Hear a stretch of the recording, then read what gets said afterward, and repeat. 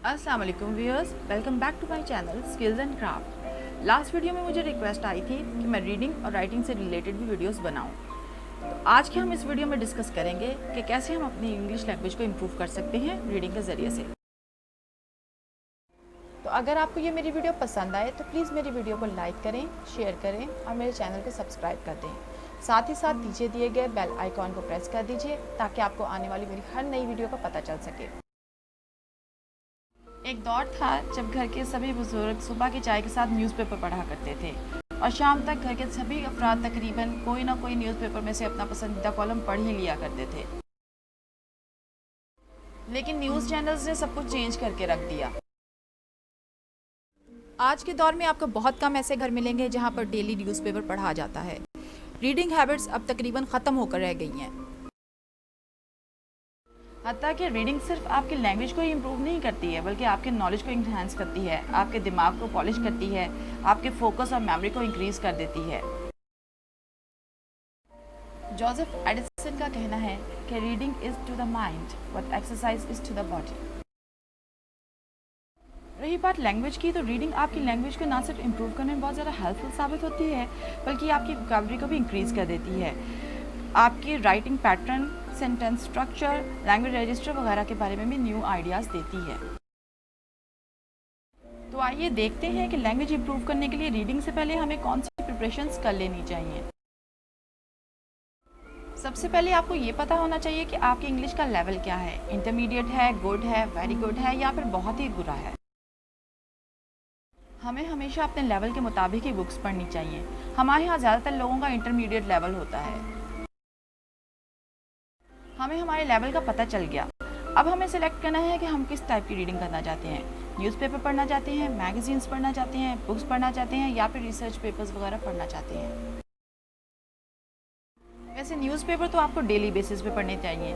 ये किसी भी लैंग्वेज को इम्प्रूव करने का बेस्ट सोर्स होते हैं। इनमें ना सिर्फ रिच और मॉडर्न वोकैबुलरी होती है बल्कि आपको प्रोफेशनल राइटिंग का स्ट्रैटेजिक स्ट्रक्चर भी देखने में मिलता है। और चूँकि करंट इश्यूज़ पर होते हैं इसलिए आपको मल्टीपल टाइप की वोकैबुलरी देखने में मिलती है। मैगजीन्स भी एक बहुत अच्छा सोर्स होते हैं लैंग्वेज को इम्प्रूव करने का। एज़ कम्पेयर टू न्यूज़पेपर, इनको आप अपने टेस्ट के मुताबिक चूज़ कर सकते हैं। इनमें डिफरेंट टाइप की मॉडर्न और रिच वोकैबुलरी पाई जाती है। आप इन्हें अपने इंटरेस्ट के मुताबिक चूज़ कर लें। Fashion, business, sports, cooking, even हर फील्ड से रिलेटेड मैगजीन मार्केट में आसानी से अवेलेबल हैं। बुक्स तो बेस्ट सोर्स होती हैं लैंग्वेज को इम्प्रूव करने का।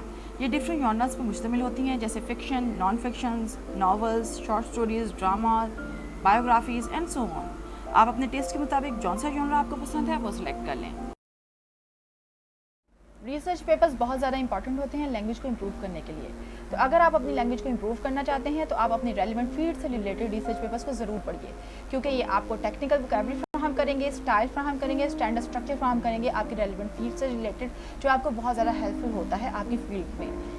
ना सिर्फ आपके फील्ड से रिलेटेड आपको वोकैबुलरी मिल जाती है बल्कि आप अगर स्कॉलर हैं तो आपको नया रिसर्च पेपर लिखने में बहुत ज़्यादा हेल्पफुल साबित होते हैं। तो इसलिए रिसर्च पेपर्स की अहमियत स्कॉलर्स की नज़र में तो बहुत ज़्यादा है। अगर आप स्कॉलर हैं तो आपको रिसर्च पेपर ज़रूर पढ़ने चाहिए ताकि आपको हेल्प मिल सके कि आप नया रिसर्च पेपर कैसे लिख सकते हैं।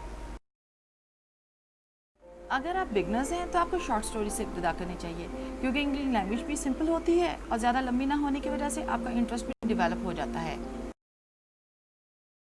रीडर्स ऐसी बुक्स होती हैं जो कि स्पेशली पब्लिश की जाती हैं इजी लैंग्वेज में। ये सिंपल और शॉर्ट वोकैबुलरी पर मुश्तमिल होती हैं और डिफरेंट लेवल्स के लिए अवेलेबल होती हैं, तो आप आसानी से अपने लेवल के अकॉर्डिंगली इनको चूज़ कर सकते हैं। ज़्यादातर रीडर्स फेमस राइटर्स की बुक्स पर बेस करती हैं जिनको सिंपल लैंग्वेज में लिखा गया होता है, जैसे कि शेक्सपियर की हैमलेट का किड्स वर्जन आया हुआ है। ये आउटस्टैंडिंग वे है बिगनर्स के लिए रीडिंग प्रैक्टिस करने का। प्रोडक्ट पैक्स, हर घर में ग्रॉसरी तो आती ही है, तो जिन प्रोडक्ट्स के पीछे इंग्लिश में डिस्क्रिप्शन लिखी होती है इन्हें ज़रूर पढ़ें। आपको रेगुलर थिंग्स की वोकैबुलरी इन्हीं में से मिलेगी। अगर आप पोइट्री को पसंद करते हैं तो पोइट्री एक बहुत अच्छा सोर्स होती है ना सिर्फ लैंग्वेज को सीखने का बल्कि उस कल्चर को भी सीखने का। मे बी शुरू में आपको पोइट्री अंडरस्टैंड ना हो सके, लेकिन इससे आपको बहुत ज़्यादा रिच वोकैबुलरी मिलेगी। चलिए जी, अब हमने डिसाइड कर लिया कि हमने क्या पढ़ना है, तो अब हमें चाहिए बुक्स। तो इस मकसद के लिए आप पब्लिक लाइब्रेरी का रुख कर सकते हैं। चूँकि पाकिस्तान में आजकल पब्लिक लाइब्रेरीज बंद हैं, तो आप कॉलेज या यूनिवर्सिटी की लाइब्रेरी का रुख कर लें।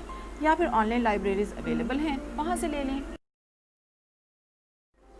रीडिंग के लिए स्पेशल टाइम निकालें ताकि आप सुकून से बैठकर पढ़ सकें।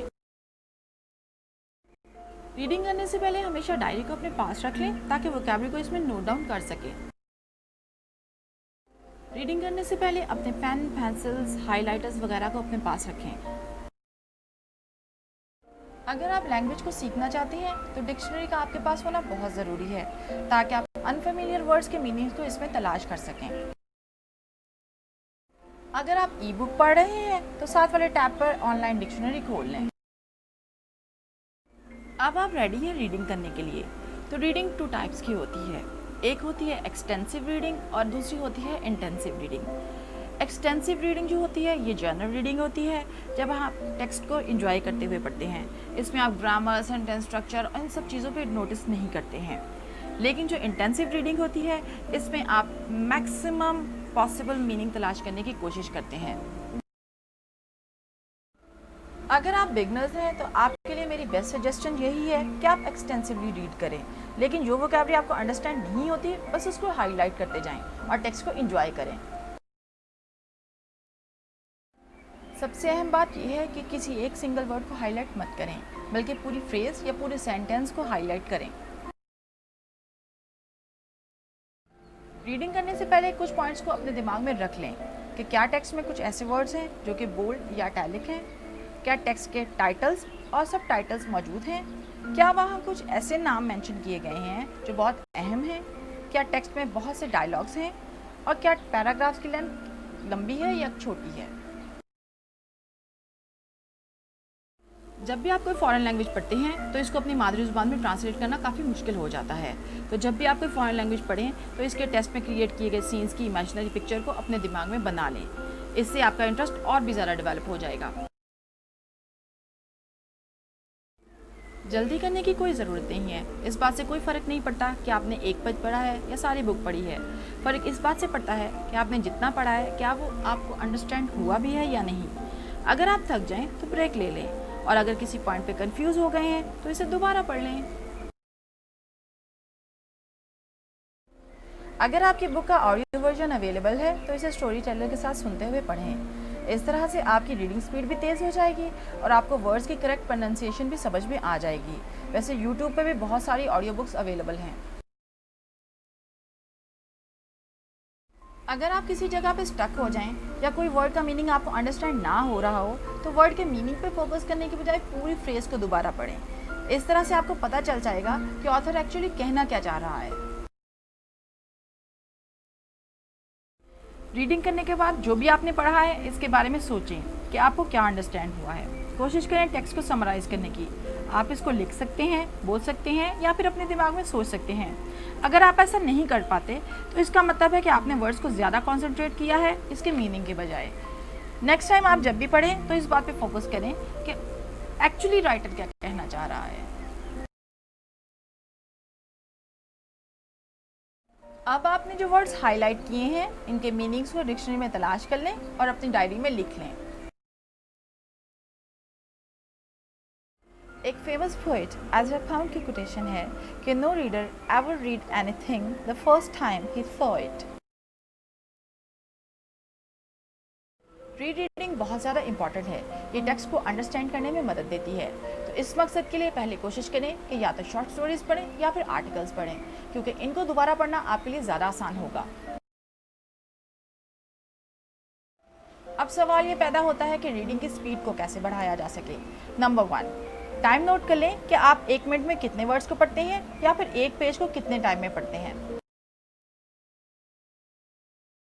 नंबर 2, एक ही किस्म के टेक्स्ट को दोबारा पढ़ें। अगर आप फिक्शन पढ़ रहे हैं तो फिक्शन को ही दोबारा पढ़ें या फिर सेम ऑथर की डिफरेंट बुक्स को पढ़ें। इस तरह से आप सेम टाइप की वोकैबुलरी से फेमिलियराइज हो जाएंगे, जिससे आपकी रीडिंग स्पीड इंक्रीज हो जाएगी। नंबर 3, हमेशा चंक्स में पढ़ें। पूरे वर्ड पे गौर मत करें। ज़्यादातर हमें वर्ड के 2-3 अल्फ़ाबेट से ही अंदाज़ा हो जाता है कि ये कौन सा वर्ड है, तो आप भी चंक्स में पढ़ें। इससे आपकी रीडिंग फ्लुएंट हो जाएगी। लास्ट में मैं यही कहना चाहूँगी कि डिफरेंट टाइप्स की वोकैबुलरी हासिल करने के लिए डिफरेंट टाइप्स के बुक्स को पढ़ें। तो ये थी आज की वीडियो, आपको कैसी लगी? Hope you like it. Thank you so much for watching. अगर आपको अच्छी लगी तो कमेंट बॉक्स में कमेंट करके ज़रूर बताइएगा, और अगर आप कोई और स्किल या क्राफ्ट सीखना चाहते हैं तो प्लीज़ कमेंट बॉक्स में कमेंट करके मुझे बता दें, ताकि मैं नेक्स्ट वीडियो उसी पर बनाऊँ। अल्लाह हाफ़िज़।